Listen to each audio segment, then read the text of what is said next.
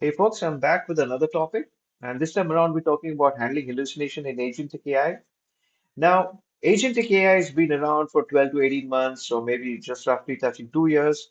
After a lot of application came to mainstream and frameworks, and the whole concept of Agentic AI really kind of came into picture. I think with Innovation Hacks, we've had the chance to work with multiple customers building agentic AI solutions and certain products as well. Over a period of time, we learned hallucination is a real thing. And when we started off, we had some inkling in terms of how to handle that. But 18 months down the line, we've really learned in terms of how to kind of get there and to make sure that the products and the projects that we're shifting have very limited hallucination. But before we kind of get into the specifics of what innovation hacks really has to bring to the table. Today, I'd like to kind of go over a little bit on terms of what, why, how on hallucination. What is it really impacting? What are the different types of hallucination? What's the current solution in the market? Are they really comprehensive, or are they something like, which is not really fitting the requirement? And what's the right solution for hallucination if you really want to solve the problem more holistically? And what does innovation hack frame, really bring to the table? So let's get into the why, what, why, how hallucination. I think what is hallucination is something which I think a lot of people already very clearly understand that having used ChatGPT or some LLM-based interface, to kind of get some information, we know that there are times where, the AI may kind of generate false information and fabricate it. And while it may sound very confident, but I think most of the interfaces do mention that, you need to take this information, what AI generates, and double check before really kind of using them into scenarios. Now, having said that, let's come down to why does this really happen? Typically, one, you need to understand, the whole gamut of LLMs, which are actually kind of building out the whole information, for you to answer the question or to kind of give you information is nothing but a statistical engine. I mean, it's a transformer at at the heart of the level, and it's nothing but a series of deep neural nets which are working together statistically to kind of give you an answer based on probability. So when you kind of look at probabilistic responses, there are chances that things are actually going to be wrong. And when there's no data, there's obviously guesswork which kind of flies in very quickly, and that's why we end up seeing a lot of answers which are kind of look okay, but they're not okay. The meaning of the context generally changes, and sometimes the data which the models have been trained is not comprehensive enough. So now question comes in terms of how this is really occur. So if you really go into the intricate details of LLM's transformer architecture, we understand this predicts one word at a time. It's autoregressive nature, and it's basically predicts. It doesn't know the truth, so that's probability. And in cases where there's no data, it fills the gaps when the data or the context is missing based on probability numbers. It does overgeneralize from training patterns, and it lacks real-world verification under constraint. Excuse me. The confidence is not correctness. Now, if you're really using systems of this nature into your enterprises, obviously you need to have a method of grounding and validating the responses, and that's where this whole solution for hallucination comes into play. Now, before getting into the details of what's there in the market today, I'd like to take a minute and talk about the metrics which we generally use in terms of measuring the operation efficiency for agentic AI system. There's reduction of manual hours, there's errors and rework and rate delta, the cycle time compression and cost per discussion. I have a separate session which I talk about the metrics and the operational efficiency specifically in terms of agentic AI, but today my focus is largely around hallucination. So if you're really looking in terms of reduction in terms of manual hour, and if your model is hallucinating, there's a wild chance that it's really not going to be reducing the hours from what you're expecting. And we typically see that hallucination frequencies in terms of reduction of manual hours, they contribute to about 10 to 15% of in terms of being accurate and or not accurate, and that's how it kind of impacts errors and rework rate delta. It's a very clear thing. If hallucination rate is high, the errors are likely to be high. There are other errors in terms of the validation step, model grounding methods, and etc. But I'm not going to get into that. Cycle time compression, it's very evident that hallucination kind of impacts 10 to 15% in terms of preventive, and likewise, the cost per discussion is around. So we kind of get a conservative estimate that hallucination does impact 10 to 15% of the overall operational efficiency, and hence it's a very important number. Now, kind of getting into deeper into types of hallucination which are, which we generally see. Now, if you've been building a lot of agentic AI system, whenever you kind of ask a question to LLM, the LLM does come back with a certain level of confidence. Since it's a probabilistic number, so it does come back with a probability. And sometimes it has uncertainty and overconfidence, which you say, and basically it definitive claims without hedging, low certainty language, or lacking of epistemic markers. So typically, this is an area where where we start seeing the things just begun to hallucinate. Sometimes we semantic and reasoning errors. Typically, this contradicts the question, or the logic doesn't make sense, or there's an output is drift from the context. Similarly, there are situations where there's fabrication of false claim. We understand again, since it's a probabilistic in nature, it'll go about generating stuff which is really not there. It's so basically it's fake citation and sources, invent tools or studies which really don't exist. Which may sound similar, but it just don't doesn't exist. Structural and schema violation, typical. This is a very common thing if you're using, agentic AI. You are expecting the agents to kind of respond back into a certain schema. And at times, it doesn't give you a valid schema, or let's say you may be playing with JSON or Tune. Sometimes you end up having invalid JSON or partially malformed term. This is a very, very specific area which we kind of see if you are trying to play with agentic AI. Structural schema, violations are very, very high. Tool and execution hallucination. Now, we know that for the fact that agentic AI, we're going to use function calls and tools. And there are times the LLMs, which generates a tool call, is generating completely wrong. It could be parameters, it could be fake tools, it could be bad input, it could be, it could bypass at times. We've seen it for sure that and we expect them to call, let's say you have a get weather function, which is supposed to kind of get the weather via an API, and the LLM is supposed to, anytime a person asks questions on the what is the weather of so and so city, it is supposed to basically call the method. At times, LLM decide to bypass it. So there are situations, there are various type of hallucination we're seeing. Some are tool-based, some are structural, some are fabrication, some are semantic and reasoning, some are uncertainty and overconfidence side of things. Now, having said that, let's look in terms of how we really want to detect and handle this matter a little differently. So uncertainty confidence, confidence estimation. Now it's basically, every time you basically hit an answer, there's a probability number which gets associated with the answer.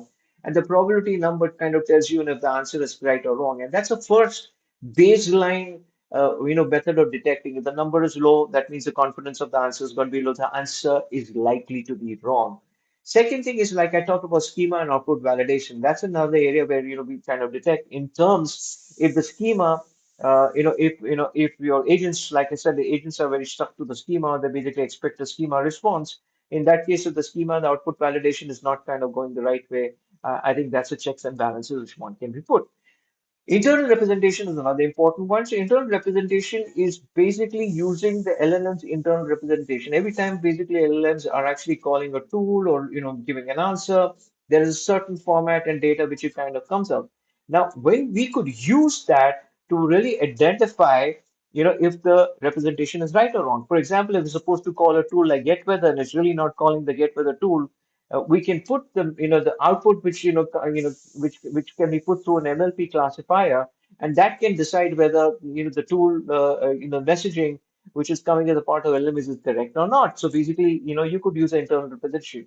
Execution sandbox is a pretty straightforward thing. Basically, it's like more like pushing out your LLM models into a staging environment just to make sure that it's performing correctly. But that's a very small area again to kind of look into. Human in the loop. Now, in certain cases, when you kind of identify that the LLM is really not producing the right, and if the stakes are extremely high, let's say if the LLM is supposedly working for healthcare, or it could be some regulatory based business process. Now, in situations like that, you may want to bring a human in the loop as a part of the the messaging of the agents is kind of going wrong.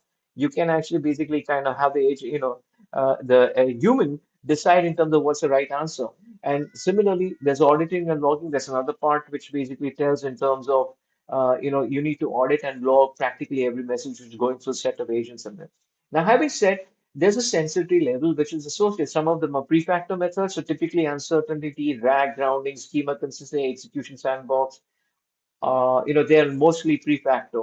And typically, if you look at, sorry, RAG is more of a post-factor thing. And there's another area which I kind of missed mentioning about the verifier, the second model. Now, verifier, the second model is typically the case when you are using a second model to verify the output of your current model. Now, that's a little bit of an overhead because that may not be the best solution at times. Obviously, there's more number of tokens that's putting, but you could use that in certain situations. So the point, the direction which we're largely going in terms of that you don't have one method of detection which fits pretty much everything. Now, based on it, you could choose a pick and choose in terms of three or four different methods based on the kind of business or the sensitivity level which is associated with the agent. Now, another area is sampling and self-consistency. So in this case, is basically the whole idea really is to generate multiple responses and then decide, out of the five responses, if you see four responses are very similar, then you know for sure the answer is on the right side. And like I said, and there's external validation. Typically, there's a little bit of fact checking. So every time you basically send out a message, the agent kind of generates a response. You basically check it with an external validation, maybe an API, maybe RAG or whatsoever to see if the answer is lying within the kind of right domains and they kind of use that. So there are various techniques from a detection standpoint of view, everything from the very basic uncertainty, looking at the probability numbers, all the way upwards in terms of using internal representation or using a verifier second model or using external validation. So these are some of the methods which are really available for you. Now, having said that, what's the current solutions in the market? Typically, what we're seeing in the market in terms of we're seeing a lot of isolated solution. We don't have we don't have one framework which pretty much has all the detection methods, and that's where we at Innovation Hack started noticing is that, hey, look, in certain cases of the agents, I just may want to have uncertainty estimation. I just want to look at the probability. In certain cases, if I'm using a slightly more sensitive agent, I may want to have a multi-stage validator, or I may want to have something which is a secondary verifier, or may want to have external verification in some of the cases. And some places I may want to kind of go down the path in terms of RAG. Now, having said that, it's very evident that what's available in the market, it's basically not comprehensive enough. And it's still, it's still the scope for hallucination and in cases where it's hard to calibrate the confidence point, it's very hard to kind of monitor and audit the complete AI system because there is still a lot of ambiguity involved, and there's obviously cost and infrastructure complexity because let's say if you end up using the secondary verifier for practically all of your solution, that means you end up paying double the cost of a token for practically every call, which doesn't make sense in general scenario because you don't want pretty much each and every LLM call to kind of go through that kind of nature. Now, having said that, what we at Innovation Hacks are actually suggesting, hey, look, you don't really want to kind of, you're really bifurcating the whole agentic conversation based on sensitivity. Some of the agents could be very low in sensitivity. They may not need too much. They may just want some level of, uh, probability check in terms of ambiguity. Some of it may want external validation. Some of it just may want grounding and retrieval based on source retrieval and consistency. And some of them may want to kind of go down internal representation. So in our mind, what we're seeing is that you will need the uncertainty estimation, which is right at the bottom in most of the cases. And we feel that the internal representation of the tool sensitive scenario where you're actually doing the tool calls is another important area which you definitely need. Now, depending upon the need, the kind of the agent, you may kind of, if it's high and critical, you may decide to use multi-sample and external verification. And if it's internal representation where it's you need some level of grounding, you may just kind of end up using. Now, now the point really comes down that we don't really want to be bothered about hallucination typically at a level when we kind of building that. So that's the reason we decided to kind of go ahead and build a complete framework. So what we have is we have a flexible hallucination detection framework, which is completely flexible by nature. And it's flexible to the point, and it's completely based on the agent profile and sensitivity. Now, you at agent level, you may design the you may kind of go ahead and define the sensitivity level as it's low. Then the framework will automatically just kind of trigger the confidence and uncertainty estimation and not bother with other thing. If you bring it up the level of sensitivity for some of the agents, it will like kind of do that. And so what we kind of built in terms of FS, DF, it's a flexible pipeline. It's multimodal detection. It basically does semantic, structural, epistemic analysis. It basically is risk-aware decision. It weighs evidence and enforces policy. You may have, and it's been implemented for autogen integration. But however, it can be implemented with the line chain as well as other frameworks as well. Now, the confidence level, we also associate a confidence level with practically each and every responses, so we exactly know what we're talking about. Now, it covers a wide range of hallucination type, everything from semantic, factual, structural, tool, uncertainty, fabrication. It covers the whole gamut of things. So, having said that, it's pretty straightforward in terms of the user agent, the structural, heuristic, and we have a decision policy engine which actually allows repair, escalate, human block, and kind of getting a little deeper into the whole hallucination detection abilities. And we are reusing a bit of the line chain, validation which are already being used rather than try to rebuild the whole thing. And the whole idea really is to just kind of give a framework. So now, if I kind of get into the code, let's quickly get into the code. It's pretty straightforward, not too complicated. So we have the FHDF, which basically has all of these modules, and each of them has been implemented. Now, at a code level, you don't really have to do much besides, you may just define your framework, you define the tool registry. In this case, you can actually see I just kind of put the corresponding methods which you talked about. And the next step, you go ahead with creating your AutoGen agents. You don't do anything much. And in case you just do a regular register, and the only line which you actually have that if you want to have a block callback, let's say I would like to have a callback back into my code in case we see some level of violation from a hallucination standpoint of view. So we kind of give that. So basically, here you go ahead and line 168, you go ahead and set your FHDF for AutoGen, and this is the same handle we use, and here we define the sensitivity level as medium, and we kind of put the entire block. And this works, flawlessly. It'll log pretty much all the hallucination which are actually coming, and it'll in and there are APIs where you can actually send the message out back to the human. So all of the entire works is done. Now, having said that, I think if there's any further questions regarding the FHDF framework, do reach out to me. I hope you enjoyed the session. Thank you.